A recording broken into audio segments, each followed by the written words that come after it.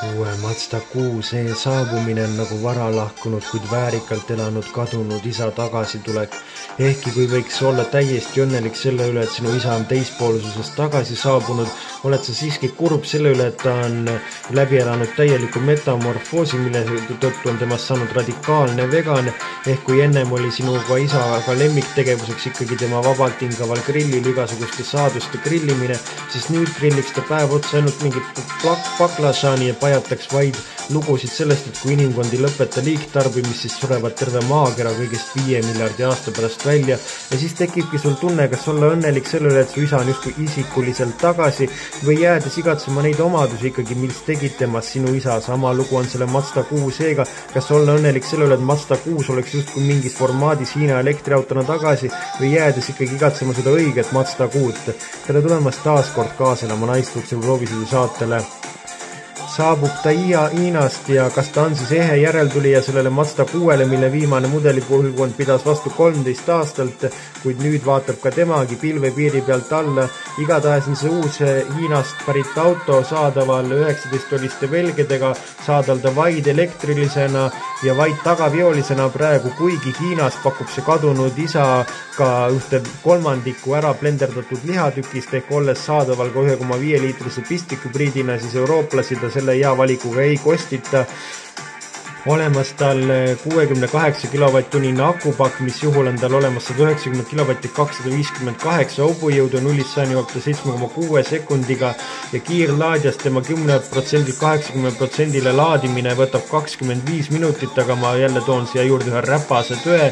Nimelt, kui sa paned ta täiesti tavalisse koju vooluvõrku, läheb aega selleks 28 tundi ja kõigest 41 minutit peale, et ta täis laaditud saada.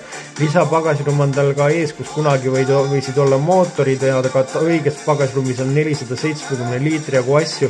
Tagaistujatel on jala ja pearuumi rahuldavalt, kuid tuleb arvestada sellega, et põrand on üsna kõrge elektriautole kombe kohaselt ja eraldi kliimapaneel on seal samuti olemas.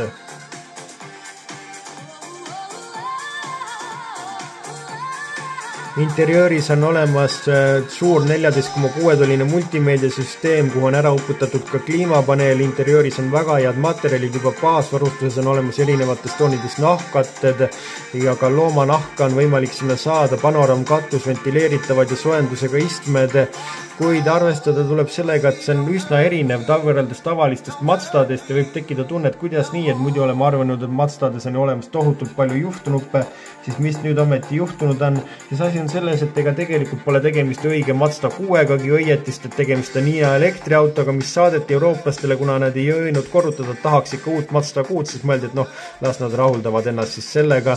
Aga igatahes on tal olemas, pole ta tegelikult õigegi Mazdagi, sest et on ta tehtud koostöös Hiina autotootja Shanganiga ja lõppkokkuvõttes jääb tunne, et kui ta pole õige Mazda 6, kui ta pole õige Mazda, siis miks ta üldse nii palju väärt on ja ikka küsitakse temast 45 000 eurot kuni 55 000 eurot, siis ma ei tea, mul pole sellele küsimusele vastust, aga nüüd on ta meile eurooplastele tuldud ja loodetakse, et me lepime temaga ja võtame ta vastu kui uue Mazda 6, hoolimata sellest, et ta pole ei põrmugi nagu selline auto.